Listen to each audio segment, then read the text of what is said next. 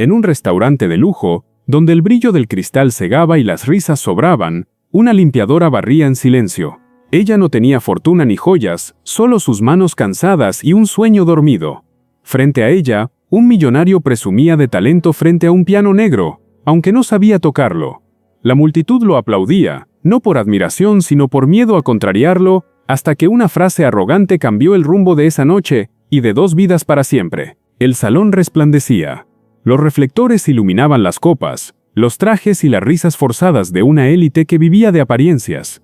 Ricardo Salcedo, empresario exitoso y vanidoso, alzaba su copa de vino mientras hablaba de dinero, poder y arte. Frente a todos, un piano de cola negro relucía como parte de la decoración. Ricardo se acercó con paso decidido, empujado por el alcohol y la soberbia. «La música también es negocio», dijo con una sonrisa altiva. Se sentó y comenzó a tocar, golpeando las teclas con torpeza y sin ritmo, pero los invitados, por compromiso, aplaudieron como si escucharan a un virtuoso. Sofía, desde el fondo, lo miraba en silencio, con una mezcla de respeto y tristeza. Sofía llevaba horas limpiando sin descanso, el cansancio se le notaba en el rostro. Mientras recogía copas vacías, miraba aquel piano con una nostalgia que dolía. Ricardo la vio desde su mesa, apoyado en el respaldo de cuero. «¿Te gusta el piano, muchacha?», preguntó con tono burlón. Sofía solo bajó la mirada y sonrió tímidamente. Entonces, el millonario levantó su copa y gritó para todos: «Te doy $1000 si logras tocar algo decente en este piano». Las carcajadas se mezclaron con la música de fondo, y el silencio de Sofía se volvió aún más profundo. El aire se volvió denso. Los meseros se detuvieron. Los invitados esperaban un espectáculo humillante. Sofía dejó la escoba y caminó lentamente hacia el piano. Ricardo, divertido, se recostó en su silla y dijo: «Vamos, sorpréndenos». Ella respiró hondo. Sus manos temblaban, pero en sus ojos había determinación. Los murmullos se apagaron. Solo el sonido de sus pasos resonaba sobre el mármol. Sofía se sentó con cuidado, como quien se reencuentra con algo sagrado. Apoyó los dedos sobre las teclas negras, cerró los ojos y esperó unos segundos. Y entonces, el milagro comenzó. Las primeras notas fueron suaves, casi un suspiro, pero pronto, la melodía creció como una ola que arrasó con todo el ruido del salón. Los invitados quedaron en silencio, sorprendidos por aquella armonía perfecta.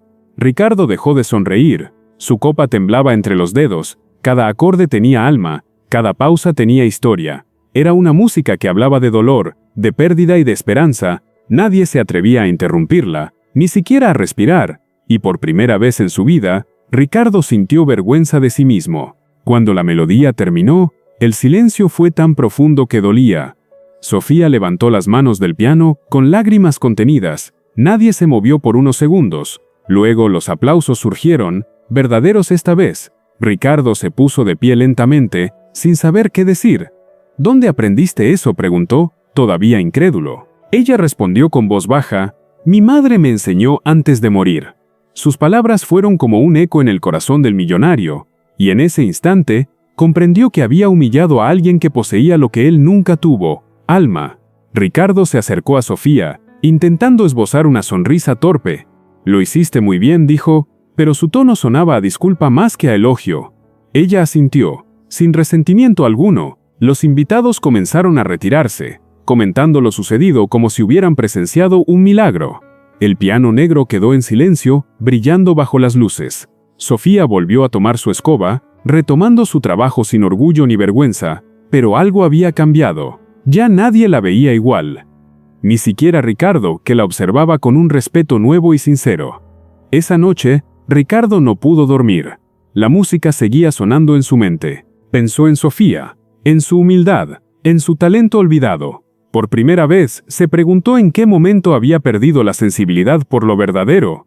El dinero lo había llenado de cosas, pero le había vaciado el alma. Se levantó, encendió una lámpara y miró su reflejo en la ventana.